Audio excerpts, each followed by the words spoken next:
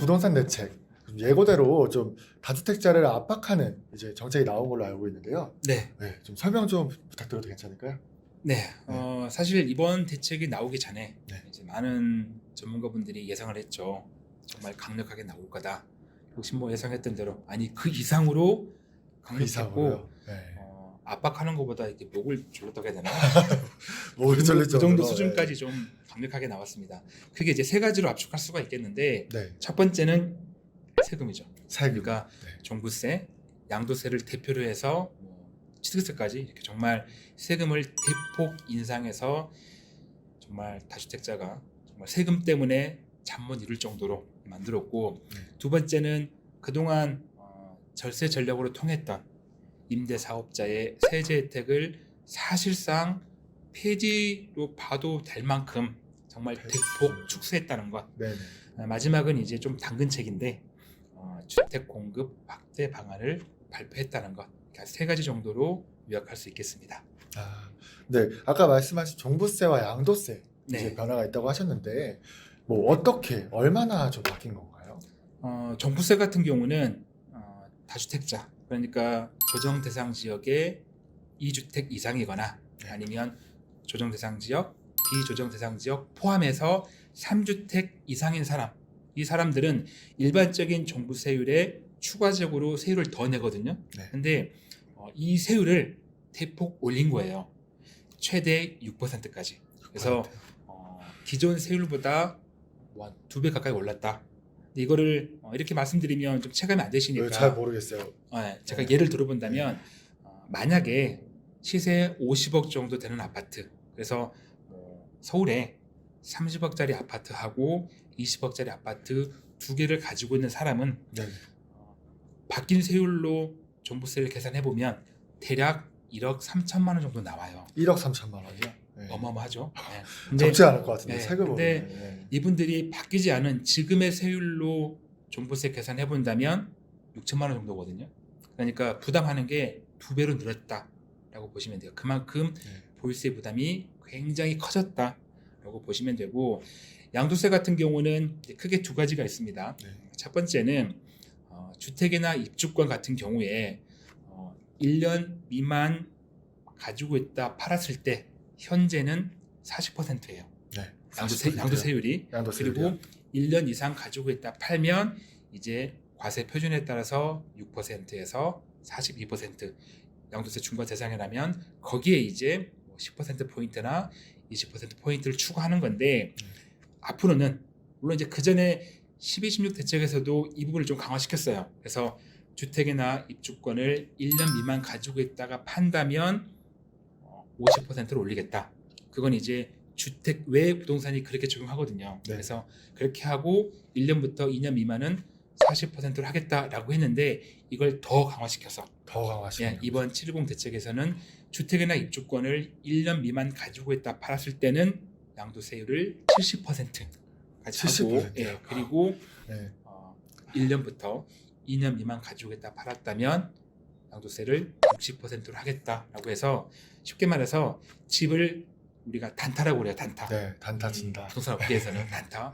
주식도 그런 게 있나요? 네, 단타 있죠. 네. 제가 주식은 잘 모릅니다. 근데 그러니까 단기 차익을 노리는, 집을 짧게 가지고 있다가 팔아서 차익을 남기는 이런 꼴은 더 이상 정부가 보지 않겠다. 다시는 그런 거 봐주지 않겠다라는 네. 신호로 보시면 되겠고, 네네. 또 한 가지는 이제 양도세 중과세율도 올렸습니다. 중과세율도요? 네, 지금의 기준은 이제 다주택자, 조정 대상 지역의 다주택자가 조정 대상 지역에 있는 주택을 팔았을 때는 만약에 2주택 이상자는 기존 양도세율에 10% 포인트를 추가 세율하고, 3주택 이상이라면 20% 포인트를 추가 세율로 적용하는데, 이것도 더 강화시켜서 앞으로는 각각 10% 포인트씩 더 추가 세율을 과세하겠다라는 거죠. 대신에 유예 기간은 좋습니다. 유예 기간을요?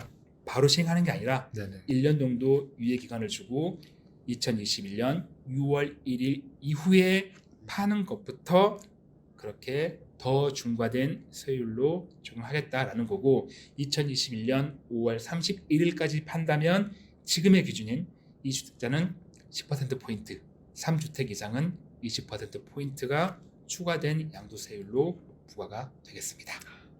그 양도세율이라는 게 이제 그 판매를 했을 때 나온 그 소득의 세금인 거죠. 그렇죠. 네네. 그러니까 양도 차익이 나왔을 때 네네. 차익이 만약에 나왔을 때. 그렇죠. 만약에 네. 3억에 샀는데 집을 2억 5천에 팔았다. 안 나오죠. 그렇죠. 3억에 샀는데 3억에 팔아도 안 나옵니다. 네. 차익이 있을 때 그 양도 차익에 대해서 국가가 일정 부분을 가져가겠다라고 보시면 됩니다. 그러면 예를 들어서 5억짜리 집을 나중에 네. 6억이 돼서 네. 팔아서 1억을 이제 벌었을 때 네. 70%라면 7천만 원이 그냥 세금으로 나간다는 소리네요. 아, 그러진 않고요. 네. 이제 양도세는 계산하는 그 공식이 있는데 공식이 따로 우리가 있어요. 생각할 때 네. 70%면 1억에서 7천만 원 가져가나? 네, 그렇게 생각이 그렇게 들죠. 하지 네. 않고 뭐 양도 차익에서 필요경비 빼고 거기서 장부권 계산하고 다시 기본공제 빼고 이렇게 이제 식이 있는데 거기에서 기본 세율의 70%를 이제 70%를 부과한다는 건데 네네. 만약에 1억 정도 차익이 나왔는데 만약에 이제 앞으로 개정될 이런 세율로 최고 세율인 72% 세율을 부과한다라고 하면 아마 3분의 2 이상이 빠져나갈 거예요. 아. 현재 지금 최고 세율인 62% 계산했을 때 1억 정도 차익이면 대략 한 6천 중반대에서 7천만 원 좀 못되게 빠져나가거든요. 네, 그렇죠. 거의 3분의 2가 이제 세금으로 내고 내가 가져가는 거는 한 3분의 1 정도인데 72%면 내가 가져가는 게 더 줄겠죠. 그래서 실질적으로 이런 양도세 중과는 다주택자에게는 엄청난 부담이 될 것으로 보입니다. 팔기 힘들어집니다. 무서워서 굉장히 못 팔아요. 굉장히 부담이 무서워서 못 팔아요. 예. 그렇죠. 그러면 6월 1일 판매분부터 이게 들어간다면 네, 다들 다 5월 30일 1일 이전에 다 팔고 싶지 않을까요? 다 그렇죠. 팔게 되지 않을까요? 이제 네. 이렇게 종부세가 올라갔고 네네. 이제 양도세도 이제 추가 세율이 더 늘어나는 이렇게 됐을 때 이제 다주택을 가지고 있는 집주인분들은 지금 선택하실 거예요. 내가 이 집을 그럼에도 불구하고 계속 끌고 갈 것이냐 아니면 내가 팔 것이냐 아니면 증여할 것이냐 여러 가지 방안이 있을 텐데 만약에 파는 쪽으로 결론을 내렸다면 그렇다면 당연히 내년 5월 31일까지 팔아야 세금을 그나마 덜 내죠. 그렇죠. 예. 세금 아껴야죠. 그렇죠. 만약 끌고 간다면 끌고 가겠지만 팔아야겠다고 마음 먹었다면 반드시 내년 5월 31일까지는 팔아야겠죠. 그러면 이제 뭔가 계획을 짜야 될 시기라는 말씀이신 거네요. 그렇죠. 확실히 팔지. 뭐 그럼요. 이런 여러 가지 다주택자는 근데 사실 다주택자는 네. 어느 정도 좀 좋은 집을 가지고 있는 다주택자라면 네. 2, 3년 전부터 이미 다 계획을 세워놨을 거예요. 다 절서 전략을 세웠을 텐데 뭐 임대사업자 등록을 했든 아니면 이미 자녀나 배우자에게 증여를 했든 다 선택했을 텐데 지금 고민하시는 분들은 어떤 분들이시냐면 네. 미처 그러한 대비를 못하신 분들 대비 전혀 못하고 그냥 뭐 잘 몰라서 대비 못하고 그냥 주택 갖고 있는 분들 네. 아니면 그렇게 대비하기에도 조금 좋지 않은 주택들 굳이 그렇게 사업자 등록하기도 좀 그렇고 주기도 그래서 그냥 가지고 있는 이런 집들이라면 이제 팔아야겠죠. 그래서 그런 분들이 아마 집을 팔지 않을까 싶습니다. 그렇죠. 근데 그렇게 말씀하시니까 생각나는 게 네, 뭔가 5월 31일 그 이전으로 해서 네, 뭔가 급매물이 많이 나올 것 같다는 생각도 들거든요. 그렇죠. 충분히 네. 나올 만하죠. 그런가요? 왜냐면 어쨌든 그 기한이 정해져 있잖아요. 네. 단 하루만 지나도 양도세를 더 내야 되고 네, 더 내야 되고. 그리고 6월 1일은 중요한 게 네. 재산세와 종부세의 과세 기준일이에요. 과세 기준이라고요? 그 과세 기준일이 네. 무슨 말이냐면 네네. 6월 1일 날 누가 집을 가지고 있느냐. 만약에 6월 1일 날 집을 내가 가지고 있다면 네. 올해 재산세와 종부세를 내가 내야 돼요. 그 6월 1일 기점으로 해서 그렇죠. 다 그때 그 날짜에 산정이 되는 누가 거예요. 집을 가지고 있느냐. 네네. 네, 그래서 가지고 있는 사람이 그 해에 재산세와 종부세를 납부하는 거예요. 근데 5월 30일 날 판다면 네. 그러면 그 해에 재산세와 종부세는 그 집을 산 사람이 내겠죠. 그렇죠. 그러니까 뭐 양도세도 무섭지만 네네. 이런 보유세가 걸려 있으니까 아마 반드시 5월 31일까지 팔아야 된다면 당연히 급매물은 나올 것으로 나올 수 보이고요. 있다. 그 급매물이 이제 계속 고민하다가 네. 팔까 말까 고민하다가 늦게 내놓거나 네. 아니면 지금부터 팔려고 했는데 잘 안 팔려가지고 안 팔릴 수도 있죠. 몰려서 팔거나 네. 할 수도 있겠지만 근데 중요한 건 제 개인적으로 봤을 때 네네. 과연 그 급매물 물량이 많이 나올 것이냐라는 부분은 그렇게 많지는 않을 것 같다. 많지는 않아요. 왜냐하면 아까 말씀드렸지만 네네. 이미 다주택자는 그러한 전략을 다 세워놨거든요. 계획이 그렇죠. 다 있다. 예. 그렇죠. 오, 그렇죠. 계획이 다 계획이 다 있구나. 있구나. 맞아요. 네, 다 계획이 있습니다. 정말 좋은 표현이에요. 다 계획이 있습니다. 그래서 이제 미처 계획 못하신 분이 나오다 보니까 그 물량이 그렇게 많지는 않지 않겠나라는 게 개인적인 소견입니다. 감사합니다. 네. 네. 그러면 또 이제 세 가지가 있었잖아요. 네. 네, 이제 두 번째로는 이제 주택 임대 사업자의 이제 세제 혜택이 많이 축소됐다. 네. 아까 말씀하신 거는 거의 뭐 목을 졸라맨 정도라고 하셨는데, 네네. 네, 이게 뭐 정말 목을 졸라맬 정도의 축소였는지 뭐 그런 게 궁금합니다. 그렇죠. 네. 임대 사업자 입장에서는 네네. 기존에 등록이 되어 있거나 아니면 앞으로 임대 사업자를 해보려고 계획했던 분들이라면 사실상 거의 폐지 수준이에요. 폐지요. 혜택 자체가. 네네. 일단 좀 정리해보자면 일단 단기 4년짜리 네. 단기 매입 임대는 끝났습니다. 이제 더 이상 7월 11일 이후로는 더 이상 등록이 안 돼요. 등록이 아예 폐지가 금지된 됐고, 거예요? 예, 예. 그리고 이제 8년짜리 장기 매입 임대 같은 경우는 아파트는 똑같이 7월 11일 이후부터는 폐지가 됐습니다. 더 이상 등록이 안 돼요. 네. 그 외에 주택은 가능합니다. 아파트는 폐지가 됐고 그 외에 주택은 어떤 주택들이 이제 있을까요? 아파트가 아닌 네네. 뭐 다세대나 다가구나 주택, 다가구. 뭐 이런 네. 오피스텔이나 이런 것들은 유지가 되고 아파트만 폐지가 됐습니다. 그리고 이제 매입 임대가 또 뭐냐라고 물어보신다면 네네. 우리가 민간 임대주택은 네. 두 가지가 있습니다. 건설 임대. 건설 내가 임대. 직접 집을 지어서 그 집을 임대 주는 설계해서 만들어서 그렇죠. 네, 맨 땅에다가 집을 지어서 네네네. 그래서 그 건설 임대가 있고 네. 이제 매입 임대는 짓는 게 아니라 있던 집을 매수했거나 아니면 분양받아서 임대할 때 매입 임대라고 하는데 건설 임대는 폐지가 안 됐지만 매입 임대에서는 4년짜리는 폐지가 됐고 8년짜리는 아파트만 폐지가 되고 나머지 주택은 유지가 된다라고 보시면 되고 이렇게 되다 보니까 7월 11일 이후로는 기존의 4년짜리 단기 매입 임대를 등록하신 분들이 8년짜리로 전환하시는 것도 안 돼요. 안 되는 이것도 이제 막아놨어요. 네, 폐지시킬 거니까. 그래서 이것도 안 되고 그리고 이제 이렇게 폐지가 되니까 그러면 폐지가 되는 그 대상이 되는 임대 사업자, 네. 그러니까 4년 단기 임대 사업자 기존에 등록이 돼 있는 네네네. 이 사업자분들은 어떻게 되나요? 이제 기본적인 임대 의무 기간이 끝나면 자동으로 말소가 됩니다. 마찬가지 아파트 같은 경우는 8년짜리 경우도 그 임대 기간이 끝나고 나면 의무적인 기간이 끝나고 나면 자동 말소가 되고요. 그래서 사실 이제 자동 말소 부분 때문에 네. 조금 세제 혜택에서 이제 조금 문제가 발생하는데 네. 이 부분은 아마 정부가 추가적으로 보완책을 펼치지 않을까. 그래서, 왜냐하면 네네.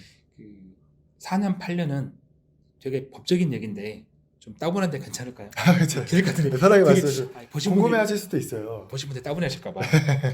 임대사업자가 정말 어려운 게 네. 우리가 생각할 때는 일반인 분들이 주택임대사업자라는 큰 하나의 법 안에 모든 게 들어있을 거야라고 생각하시는데 그게 아니에요. 그런가요? 민특법이라고 네. 민간 임대주택에 관한 특별법이 있고요. 여기에서 민특법. 이제 뭐 4년 단기 임대다, 뭐 8년 장기 일반 민간 임대다 이렇게 등록이 구분이 돼요. 그래서 임대 의무 기간이 4년, 8년 정해지고요. 이와는 별개로 네. 이제 우리가 임대 사업자를 등록할 때는 어떤 세제 혜택을 받으려고 등록하거든요. 네네. 근데 그 세제 혜택을 주는 그 법들이 따로 있어요. 종부세법, 뭐 소득세법, 네네. 뭐 조세특례 제한법 여기서 정하는 임대 의무 기간이 또 다르다는 얘기예요. 그러니까 단기임대 같은 경우에 민특법은 4년인데 세제 혜택 보려면 5년 임대해야 돼요. 근데 만약에 4년 끝나고 나서 자동 말소가 되면 내 의사와 다르게 5년 채우지 못해서 혜택 못 보잖아요. 네, 그렇죠. 이런 문제가 발생한다고요. 이런 그런 문제. 혜택 보는 거에서 문제가 있고 그리고 이제 10년 임대하면 혜택을 주는 것들이 있어요. 뭐 장기보유 특별공제 70%나 이런 혜택이 있는데 이것도 마찬가지로 뭐 8년짜리 끝나고 나서 자동 말소 돼버리면 내 의사와 다르게 10년 못 채우잖아요. 그럼 혜택 볼 수가 없죠. 그리고 아파트가 앞으로 등록이 안 돼요. 그러면 어떤 문제가 있냐면 지금 재개발 재건축에 임대 사업자를 등록하신 분들 네. 이분들은 이제 재개발 재건축이 사업이 진행돼서 이제 건물을 철거해요. 네. 이제 집을 허물고 새 아파트를 짓잖아요. 그러면 이 민특법상 임대사업자가 집을 철거하는 순간 자동 폐업이 됩니다. 그리고 새 아파트가 됐을 때 네. 내가 이 임대사업자를 등록해서 어떤 세제 혜택을 보려면 새 아파트가 되고 나서 다시 여기에 등록을 해야 돼요. 네네. 근데 아파트는 등록이 안 되잖아요. 네, 그렇죠. 결과적으로 지금 재개발 재건축에 임대사업자로 등록한 주택이 있으신 분들은 네. 나중에 철거하고 새 아파트가 됐을 때 그 누구도 등록을 못합니다. 그러면 세제 혜택을 받지 못하게 돼요. 물론 이제 말소 시점까지 혜택은 주겠지만 네네. 그 이후로 못 받는 거죠. 근데 재개발 재건축은 사실 임대사업자 등록하는 가장 큰 이유가 새 아파트가 되고 나서 집값이 많이 올랐을 때 여기서 양도세를 줄이는 그 장기 보유 특별공제 70% 혜택을 보거나 아니면 뭐 일정 요건이 된다면 뭐 양도세 100% 세액 감면 이걸 노리시는 건데 새 아파트가 되고 나서 등록을 못하니까 혜택을 보지 못하는 거죠. 그래서 이런 부분들이 있어서 아마도 추가적으로 이런 부분에 대한 보완책이 다시 나오지 않을까 좀 예상을 해봅니다. 어쨌든 임대사업자 입장에서는 정말 혜택이 거의 폐지됐다고 봐도 무방할 만큼 정말 대폭 축소가 됐다라고 보시면 되고요. 네. 한 가지가 더 있어요. 한 가지. 여기서 또 끝나는 게 아닙니다. 사실 이 내용은 네. 7월 10일 날 이제 관계 부처가 합동으로 발표할 때 그 내용에는 없었어요. 네네. 없었는데 이제 그 이번 7.10 대책 중에서 국토교통부 소관 사항인 정책이 있습니다. 그래서 국토교통부 홈페이지에 있던 내용이에요. 네네. 어떤 거냐면 앞으로 임대사업자는 임대보증금에 대해서 보증 가입을 무조건 해야 된다. 의무적으로 무조건요? 해야 된다. 그 라는 게 있어요.